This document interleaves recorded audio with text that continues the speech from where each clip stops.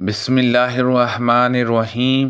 رسول اللہ صلی اللہ علیہ وسلم نے فرمایا، اگر ہجرت کی فضیلت نہ ہوتی تو میں انصار کا ایک فرد بننا پسند کرتا، اور اگر دوسرے لوگ کسی وادی میں چلیں اور انصار ایک وادی یا گھاٹی میں چلیں تو میں انصار کی وادی یا گھاٹی میں چلوں گا۔ ہم نبی کریم صلی اللہ علیہ وسلم کی خدمت میں حاضر ہوئے۔ ہم سب جوان اور ہم عمر تھے۔ ہم آپ کی خدمت میں 20 دن تک ٹھہرے رہے۔ ان حضرت صلی اللہ علیہ وسلم بہت شفیق تھے۔ جب آپ نے معلوم کیا کہ اب ہمارا دل اپنے گھر والوں کی طرف مشتاق ہے تو آپ نے ہم سے پوچھا کہ اپنے پیچھے ہم کن لوگوں کو چھوڑ کر آئے ہیں۔ ہم نے آپ کو بتایا تو آپ نے فرمایا کہ اپنے گھر چلے جاؤ اور ان کے ساتھ رہو اور انہیں اسلام سکھاؤ اور دین بتاؤ، اور بہت سی باتیں آپ نے کہیں جن میں بعض مجھے یاد نہیں ہیں اور بعض یاد ہیں، اور فرمایا کہ جس طرح مجھے تم نے نماز پڑھتے دیکھا اسی طرح نماز پڑھو، بس جب نماز کا وقت آ جائے تو تم میں سے ایک تمہارے لیے اذان کہے، اور جو عمر میں سب سے بڑا ہو وہ امامت کرائے۔ رسول اللہ صلی اللہ علیہ وسلم نے فرمایا، کسی شخص کو حضرت بلال رضی اللہ عنہ کی اذان سحری کھانے سے نہ روکے، کیونکہ وہ صرف اس لیے اذان دیتے ہیں یا ندا کرتے ہیں تاکہ جو نماز کے لیے بیدار ہیں وہ واپس آ جائیں اور جو سوئے ہوئے ہیں وہ بیدار ہو جائیں، اور فجر وہ نہیں ہے جو اس طرح لمبی داری ہوتی ہے۔ حضرت جہجیہ نے اس کے اظہار کے لیے اپنے دونوں ہاتھ ملائے اور کہا جہاں تک کہ وہ اس طرح ظاہر ہو جائے، اور اس کے اظہار کے لیے انہوں نے اپنی دونوں شہادت کی انگلیوں کو پھیلا کر بتلایا۔ نبی کریم صلی اللہ علیہ وسلم نے فرمایا، بلال رضی اللہ عنہ رمضان میں رات ہی میں اذان دیتے ہیں، وہ نماز فجر کی اذان نہیں ہوتی، پس تم کھاؤ پیو جہاں تک کہ عبداللہ ابن ام مکتوم اذان دیں تو کھانا پینا بند کر دو۔ نبی کریم صلی اللہ علیہ وسلم نے ہمیں ظہر کی 5 رکعت نماز پڑھائی تو آپ سے پوچھا گیا، کیا نماز کی رکعتوں میں کچھ بڑھ گیا ہے؟ ان حضرت صلی اللہ علیہ وسلم نے دریافت فرمایا، کیا بات ہے؟ صحابہ نے کہا کہ آپ نے 5 رکعت نماز پڑھائی ہیں۔ پھر ان حضرت صلی اللہ علیہ وسلم نے اسلام کے بعد 2 سجدے سوا کیے ہیں۔ مسجد قباء میں لوگ فجر کی نماز پڑھ رہے تھے کہ ایک آنے والے نے ان کے پاس پہنچ کر کہا کہ رسول اللہ صلی اللہ علیہ وسلم پر رات قرآن کی آیت نازل ہوئی ہے اور آپ کو حکم دیا گیا ہے کہ نماز میں کعبے کی طرف منہ کر لیں، بس تم بھی اسی طرف رخ کر لو۔ ان لوگوں کے چہرے شام یعنی بیت المقدس کی طرف تھے۔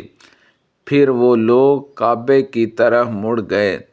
جب رسول اللہ صلی اللہ علیہ وسلم مدینہ تشریف لائے تو آپ 16 یا 17 مہینے تک بیت المقدس کی طرف منہ کر کے نماز پڑھتے رہے، لیکن آپ کی آرزو تھی کہ کعبے کی طرف منہ کر کے نماز پڑھیں۔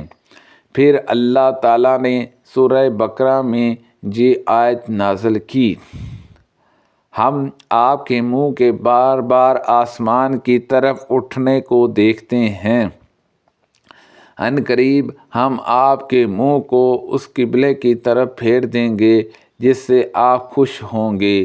چنانچہ رخ کعبہ کی طرف کر دیا گیا۔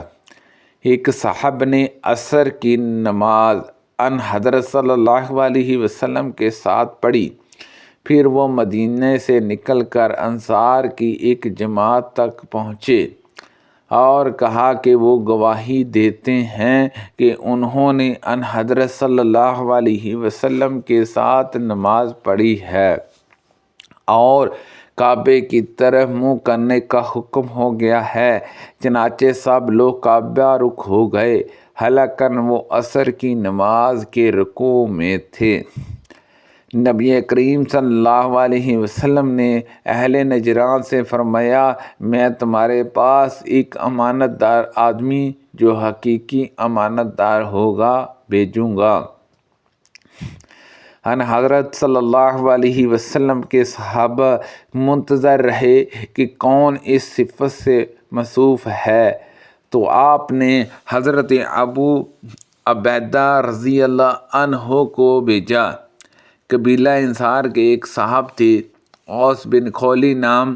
جب وہ رسول اللہ صلی اللہ علیہ وسلم کی مجلس میں شرکت نہ کر سکتے اور میں شریک ہوتا تو انہیں آ کر ان حضرت صلی اللہ علیہ وسلم کی مجلس ایک یہودی کعب احبار سلام لانے سے پہلے حضرت عمر رضی اللہ عنہ سے کہا، اے امیر المومنین، اگر ہمارے جہاں سورہ مائدہ کی یہ آیت نازل ہوتی کہ آج میں نے تمہارے دین کو مکمل کر دیا اور تم پر اپنی نعمت کو پورا کر دیا اور تمہارے لیے اسلام کو بطور دین کے پسند کر لیا، تو ہم اس دین کو عید خوشی کا دن بنا لیتے۔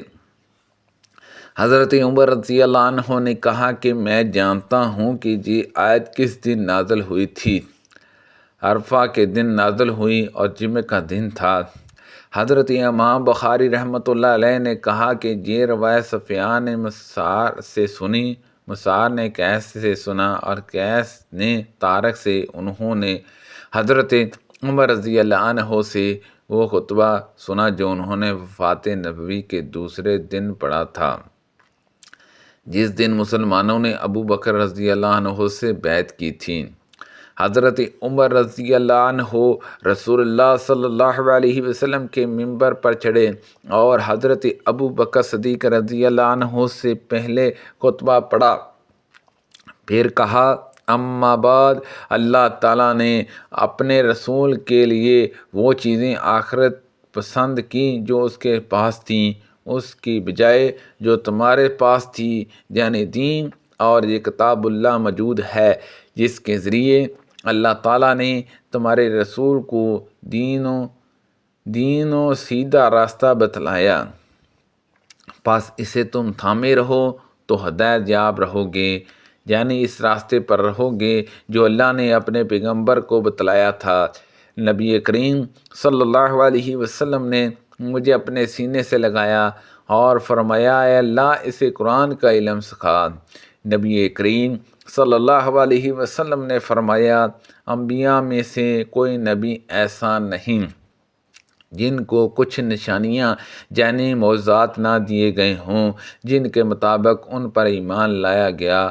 آپ نے فرمایا کہ انسان ایمان لایا اور مجھے جو بڑا معجزہ دیا گیا وہ قرآن مجید ہے جو اللہ نے میری طرف بھیجا، بس میں امید کرتا ہوں کہ قیامت کے دن شمار میں سے تمام انبیاء سے زیادہ پیروی کرنے والے میرے ہوں گے۔ نبی کریم صلی اللہ علیہ وسلم نے فرمایا کہ امانت دار آسمان سے بعض لوگوں کے دلوں کی جڑوں میں اتری، یعنی ان کی فطرت میں داخل ہے، اور قرآن مجید نازل ہوا تو انہوں نے قرآن مجید کا مطلب سمجھا اور سنت کا علم حاصل کیا، تو قرآن و حدیث دونوں سے اس ایمانداری کو جو فطرتی تھی پوری قوت مل گئی۔ سبحان اللہ عز و جل۔